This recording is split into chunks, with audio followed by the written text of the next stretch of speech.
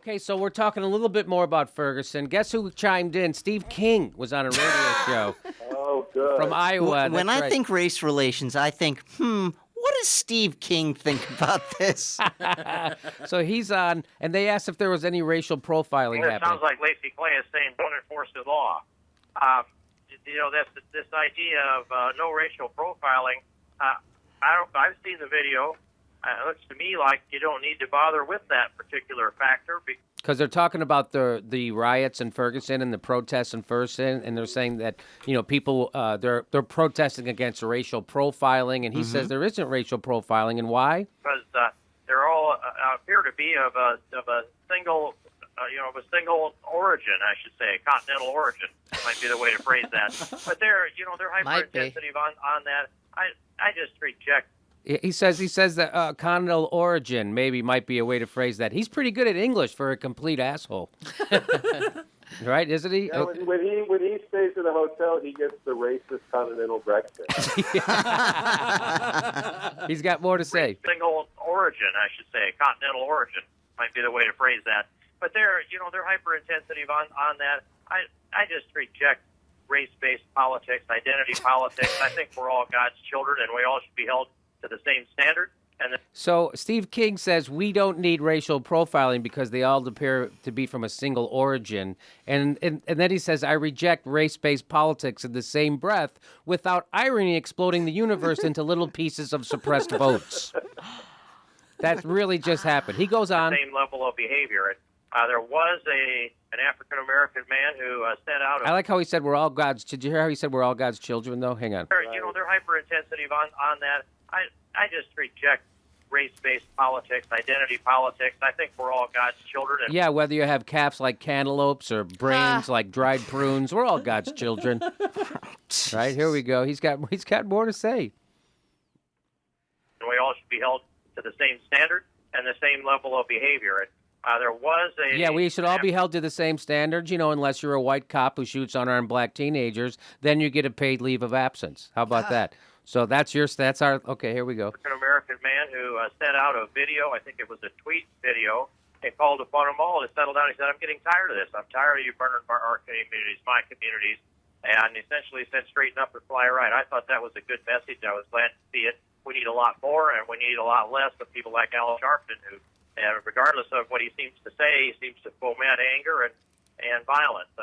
Yeah, so it's Al Sharpton's fault. He seems to foment anger and violence. I don't know about you guys, but seeing unarmed teenagers dead on the street in front of their homes in my neighborhood, killed by the people that are supposed to be our protectors, that kind of foments anger and violence in me. Yeah, I'm pretty sure Al Sharpton was not the crucial event by which. Don't think that was happened. the straw that broke the camel's back in Ferguson. Can I just say this is might go ahead.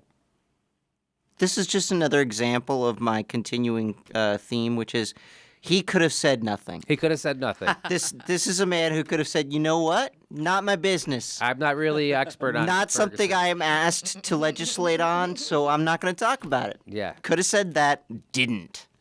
And by the way, it's turned out that the Ferguson Police Department seems to be the catch-all for bad cops. So if you have to leave and resign or get fired from another police department in the St. Louis area for, I don't know, hitting a kid in the head with a gun, a teenager for abusing people repeatedly, so you're such a bad cop that even they have to get rid of you, you go work in Ferguson.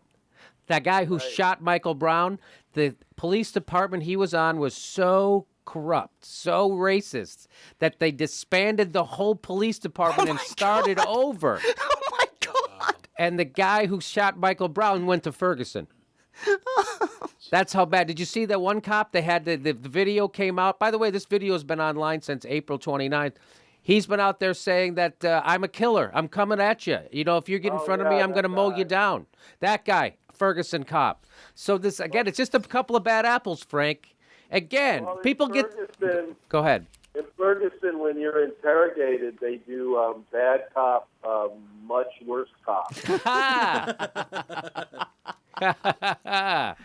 So when I say this, people, when I say, hey, it's not a problem of a few bad apples. They're cops. Cops share a mentality. That doesn't make them better. They've done studies that people will electrocute people in another room if a guy in a lab coat tells them to do it. I'm not saying that cops are somehow defective. I'm saying that there's a mentality that goes into being police, which means we should keep a closer eye on them. Right. And I know cops. Lots of my best friends are cops. Yes. Stood up best man in my cops' weddings. My dad's a cop. My grandpa was a cop. My brother's a cop. I know cops. And I know there's a mentality. And thank God there's cops there. I thank God that there's guys who are that kind of mentality, who are willing to do that job, because I'm not willing to do that job. So we need those guys. Just like I talk about the military. We need to have guys who are willing to go in the military, go into the police force. You can't have a bunch of Phil Donahues policing the city, right? You got to have, but we at the same time, we need to put cameras on all of them. Jimmy, why do we need cameras when we have tanks? Well, because we do have tanks. They did a study in Rialto, California. They put cameras. Then they put cameras on them. Turns out the shifts that have cameras, 60% less reports of. They use 60% force less in their stops, and they had 87% less complaints. The shifts that wore the cameras. So all I'm saying is it changes your mentality. Not only it changes the way you handle things. You de-escalate. You don't escalate. Right now, cops are escalating violence everywhere. If all they have to do is, hey, you touched me. Stop resisting. Stop resisting. They say stop resisting as they're cracking you in your head. They say stop resisting. You're going for my gun. So anyway, all the people who say I'm making a blanket statement, I am. There is a mentality that goes into being a cop. Why are you pretending? So they're not just picked out of society. They're not randomly. You're not drafted into the police force, which maybe would be a better thing. Well, here's the problem. The problem is that police officers now they go into the force. And they are recruited into the force with the mentality of your job is to go out and catch bad guys. Instead of your job is to be part of the community and help people. Right. Well, it's Bill Maher said the other night, when it says serve and protect, that means us, not you. Right. You're not there to protect your safety. You're supposed to risk your safety to help serve your community. You're not supposed to just start shooting anybody in the community if you feel threatened. You're supposed to protect the community, especially a mentally ill guy with a knife or an unarmed teenager. Right, and that's really the crux of it right there. Is it's like shoot first, ask questions later. This is the policing that we have. This is the culture of policing in America. Shoot first, ask questions later. God damn it! When did they go to the taser? When did they? But in Ferguson, they even dropped the ask questions later thing. Yeah, they don't even ask questions. Well, have they even released? Many of the witnesses still haven't been questioned, and we haven't heard what the police officer, if he was even questioned. Have they even released a report yet about the incident? No, they have not released that incident How many report. days? No. Now, you know what? I do want to just highlight that having this conversation about police department de-escalating situations, as I'm listening to another public radio station, every time they talk about Ferguson, they frame it, they say the violent protests. Yes. And I think what we have to keep in mind that these protests, I think they could have been violent, but let's talk about who created the violence in the first place. Yes, they were incited. They didn't release the officer's name who shot him. And when they did, they released bogus, misleading, on purpose information to stick their thumbs on the scale of justice. Why do they have to concoct a story when they release the cop's name? They have to concoct a story because they have to cover up this criminal activity they did, and they're constantly doing. So that's criminal activity. They cover it up. That's also criminal. The whole guy, I've been saying this since day one. Ferguson Police Department, a corrupt organization, which appears to be from top to bottom. And it's the place where all the bad cops in the St. Louis go. It's where you go to die. Go ahead, Frank. Rachel Maddow the other night pointed out that there was that other shooting a few days later in St. Louis with a guy supposedly had a knife. Yeah, he had a knife. We talked about this last week. And she said that, she pointed out that there weren't a bunch of riots about that didn't become an explosive situation. And she said it's because the St. Louis police put out the video of it. They released a bunch of information about it. They did press conferences about it.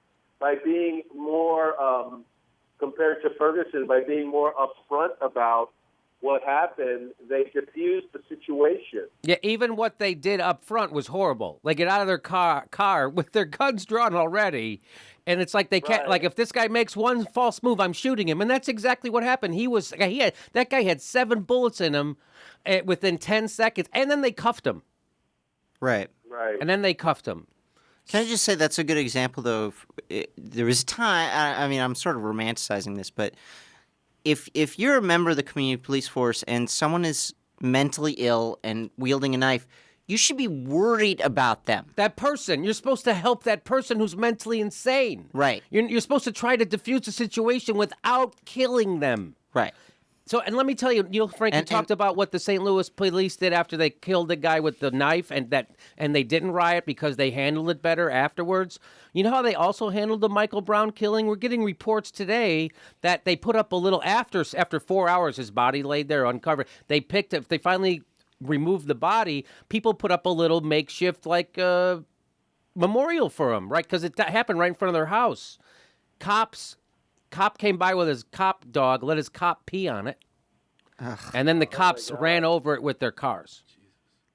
And people know this. The people in the neighborhood know this is not being reported. This hasn't been reported. So even this stuff hasn't been reported. Why was there a riot? I don't know. Maybe because they're getting treated worse than blacks in the South before the Civil War? Maybe that's why? So... Again, all the people, and again, I appreciate everybody focusing on did he pay for the cigars? Did he pay? Let's take time out of my life. Hey, you know what I tell the people who go, but Jimmy, did he pay for the cigars or didn't he? I go, I don't know. Did Trayvon have a hoodie on or didn't he? That's the question you're asking. Did the guy did he have a hoodie on? Again, inconsequential. Doesn't matter. Also, Fox News for several days reported as fact that the police officer had been his eye had been bashed in, and he had severe injuries. That he had a fractured orbital bone, which he does not. They reported it as fact for several days, and it wasn't the truth at all. Wait, what? Fox didn't tell the somebody wrote that on my Facebook page. Somebody wrote that on my Facebook page that the cop's eye was. So let's wait till we hear the fact. Also, and one of the worst things is people saying, and someone said it on Fox the other day, but people even said it on my Facebook thread. They go, "Why are you calling him a kid? Why are you calling him a teenager? He's 18. He's an adult. He's 300 pounds. He's not a teenager." As if that means anything. First of all, I'm sure the definition of a teenager is that the age you are is in the teens. 18 is a teenager. 19, you are still a teenager. Your age is in the teens. According to my porn site, that's true.